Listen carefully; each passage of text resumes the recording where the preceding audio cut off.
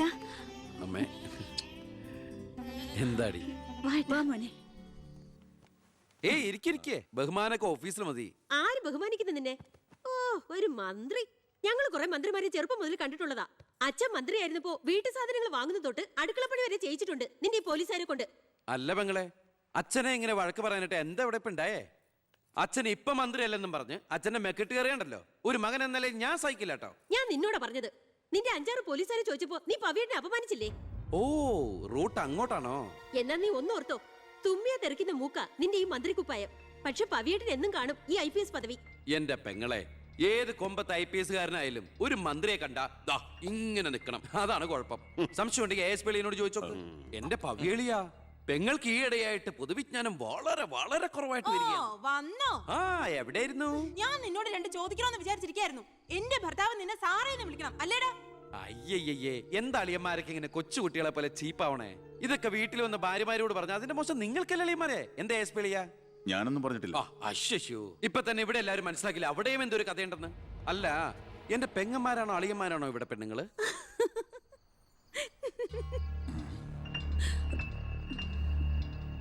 അച്ഛാ, അച്ഛനെങ്കിലും ഒന്ന് പറഞ്ഞു കൊടുത്തൂടെ കുട്ടികൾക്ക് ഓഫീസ് വേറെ വീട് വേറെ എന്ന്? എന്നെ മന്ത്രി കസേരന്ന് എഴുതിപ്പിച്ചു വിട്ട എന്നോട് മിണ്ടാൻ വരണ്ട. ഞാനല്ലോ എഴുന്നേപ്പിച്ചു വിട്ടത്, ജനങ്ങളല്ലേ. അച്ഛൻ ഇനിയെങ്കിലും മനസ്സിലാക്കണം, പൊതുജനം കഴുതയല്ലെന്ന്. അതെങ്ങനെയുണ്ട് അളിയന്മാരെ? എല്ലാരും പോവാണോ? നീ ഉച്ചയ്ക്ക് ഊണ് കഴിക്കാൻ വരുമെന്ന് കരുതി നിനക്ക് ഇഷ്ടപ്പെട്ട പാൽപ്പായസം വരെ ഞാൻ ഉണ്ടാക്കി. അമ്മയ്ക്ക് അറിഞ്ഞൂടെ അമ്മേ മന്ത്രിമാരുടെ തിരക്കൊക്കെ? നീ ഇരിക്കെ. അതെ, ഇവിടെ ഇരുന്നാൽ എനിക്ക് ഇങ്ങോട്ട് ഇറങ്ങൂല്ല അമ്മേ. ഇനി ഞാൻ ഇന്ത്യൻ പ്രധാനമന്ത്രി ആയാലും എനിക്ക് അടുക്കളയിൽ ഇരുന്നാലും ഇറങ്ങും. അതിന്റെ സ്വാദം വേറെ തന്നെയാ. അമ്മ ഇങ്ങോട്ട് വന്നേ. ഇവന്റെ ഒരു കാര്യം. അതെ, ഇവിടെ എല്ലാവരും ചേർന്ന് ഏട്ടനെ പുഴുങ്ങി തിന്നാൻ നോക്കി നിൽക്കായിരുന്നു. എല്ലാം വാല് മടക്കിയത് കണ്ടില്ലേ? കലക്കേട്ട. കലക്കണുണ്ട്. ഈ കഞ്ഞില് പയറും ചമ്മന്തിയൊക്കെ കൂടിയിട്ട് കൈയിട്ട് ഇങ്ങനെ കലക്കി എന്തോ സാധനം അറിയോ? കുറച്ച് വേണം. മീനു, വേറെ കഞ്ഞി വിളിക്കുന്നു. ഞാൻ തമാശ അമ്മ. എത്ര നേരം അവിടെ നിന്നെ വിളിച്ചു പോകുന്നു? എന്താടി ചെവി കേട്ടൂടാ നിനക്ക്? നിന്റെ ആങ്ങളെ ഊട്ടാനോ അയാളുടെ പുളിച്ച കോമാളിത്തരം കേട്ട് പൊട്ടിച്ചിരിക്കാനല്ലോ നിനക്ക് നേരം? നിന്റെ 2 ചേച്ചിമാരെ കണ്ട് പഠിക്കടി. അവര് ഭർത്താക്കന്മാരെ ശരണം പറഞ്ഞ് ജീവിക്കുന്ന കണ്ടില്ലേ? അതെങ്ങനെയാ? കണ്ണി കണ്ടവരോടൊപ്പം കറങ്ങി നടന്നൊരു വിഴുപ്പിനല്ലേ എന്റെ അല്ലെ കെട്ടിവെച്ചത്? അനാവശ്യം പറഞ്ഞാണ്ടല്ലോ. കുന്നുകളെയും ഞാൻ അറിയില്ല നിനക്കെന്നെ. എന്റെ മനസ്സാരെങ്കിലും വേദനിപ്പിച്ച അത് ഞാൻ നിന്നോട് തീർക്കും. അളിയാ, ഒരു മിനിറ്റ് ഒന്നും വന്നേ. ഞാനെന്തോ പറയണോന്ന് വിചാരിച്ചല്ലോ. കഞ്ഞി കുടിച്ചോണ്ടിരിക്കും. എനിക്കെന്തേലും ദേഷ്യം തോന്നിയാ, വിഷമം തോന്നിയാ ഞാനത് നേരിട്ട് തീർക്കും. മേലാൽ ഇത് ആവർത്തിക്കരുത്. എന്താടാ അവിടെ ഒരു ശബ്ദം കേട്ടത്? വിഷു ഒക്കെ ആവാറായില്ല അമ്മ. ഞങ്ങൾ വെറുതെ പടക്കം പൊട്ടിച്ച് കളിച്ചാ. ഗുഡ് നൈറ്റ് അളിയാ. അമ്മ ചെന്ന് കഞ്ഞി കുടിക്കേ.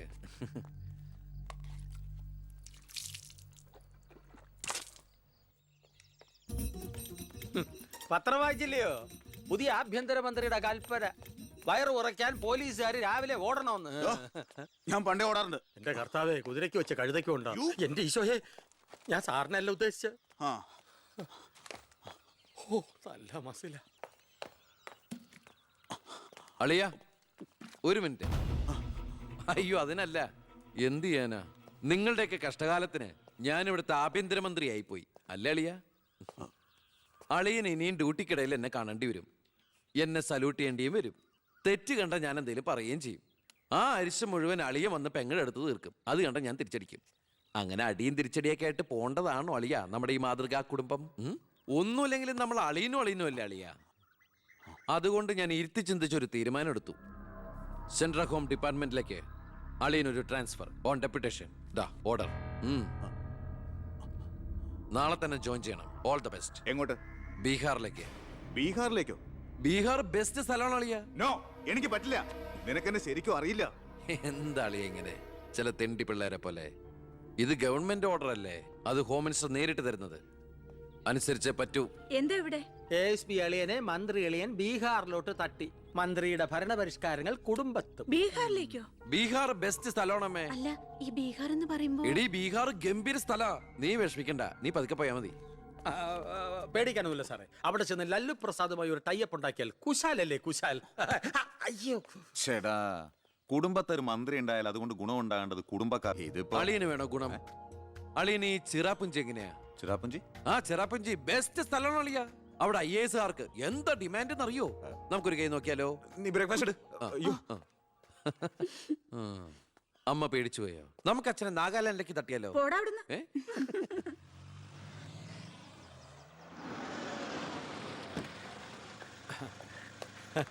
നമസ്കാരം. നമസ്കാരം. Good morning. Good morning. മനസ്സിലായില്ലേ? മേഴ്സി, മേഴ്സി വർഗീസ്, ഇവിടുത്തെ ഫേമസ് പബ്ലിക് പ്രോസ്റ്റിറ്റ്യൂട്ടാ. പഴയ ജോലിയൊക്കെ നിർത്തി ഇപ്പൊ അച്ഛന്റെ കേസ് മാത്രമേ എടുക്കൂ. കൂടെ കയറിയങ്ങ് പോ. വൃത്തിയിട്ടവനെ, താനാ പറഞ്ഞതിന്റെ അർത്ഥം എനിക്കറിയോ? വേശ്യെന്നാ. ഓ, മാഡം, മാഡം, മാഡം, അറിയാതെ നാ ഒന്ന് പിഴച്ചു പോയതാണ്. മാഡം എന്റെ സ്വന്തം അമ്മയെ പോലെയാണ്, അല്ല, സ്വന്തം ഭാര്യയെ പോലെയാണ്. ഐ! അയ്യോ, പെങ്ങളെ പോലെയാണെന്നാണ് ഞാൻ ഉദ്ദേശിച്ചത്. എന്താ ഇവിടെ ബഹളം? കയ്യും കബളും കൂടെ കൂട്ടിമുട്ടിയതാ. ഓ, ഈ കള്ളനായിരുന്നോ? ഞാൻ കള്ളനല്ല, കള്ളന് കഞ്ഞി വെച്ചു. സെക്യൂരിറ്റി, തൂക്കിയെടുത്ത് പുറത്താക്കണോ ഇവനെ? ഞാൻ ഉദ്ദേശിച്ചത് ഇയാൾ ഒന്നും ഉദ്ദേശിക്കണ്ട. മേലിൽ മുറ്റത്ത് കാലി കുത്തിപ്പോരുത്. ഞാൻ ഈ കാല് Stupid.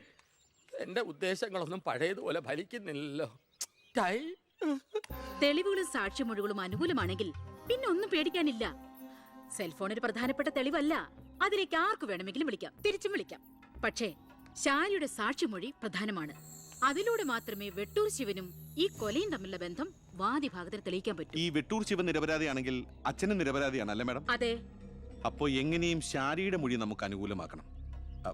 അച്ഛൻ ആ കുട്ടിയോടൊന്ന് സംസാരിച്ച. ഓ, ഇവിടുത്തെ പഴയ ബാല്യക്കാരുടെ മോളാ അവള്. ഇനി ഞാൻ അവളെ കാല് പിടിക്കണമെന്ന് പറഞ്ഞാ? അച്ഛാ, ഇപ്പൊ ആവശ്യം നമ്മുടെതാ. അവൾ അനുസരിക്കും. അതിനുള്ള തന്ത്രങ്ങളൊക്കെ അച്ഛൻ അറിഞ്ഞൂടെ?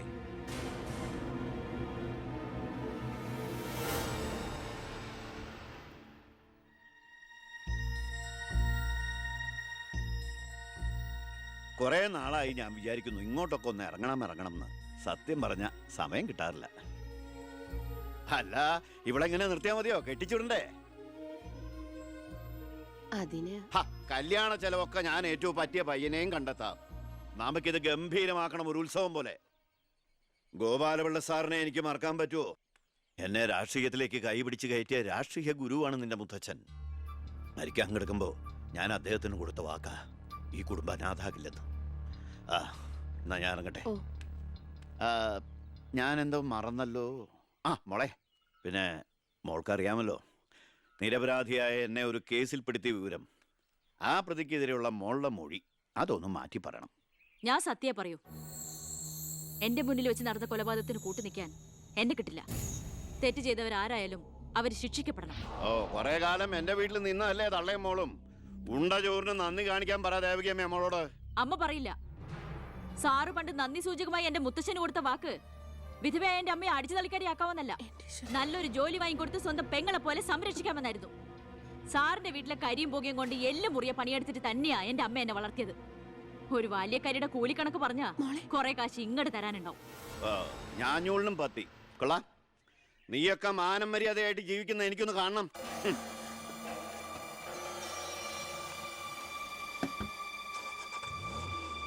എടാ ഞാനാ.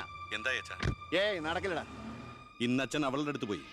നാളെ അവൾ അച്ഛൻ്റെ അടുത്ത് വരണം. അച്ഛൻ സമാധാനമായിട്ടിരിക്കെ, ബാക്കിയൊക്കെ ഞാൻ നോക്കിക്കോളാം.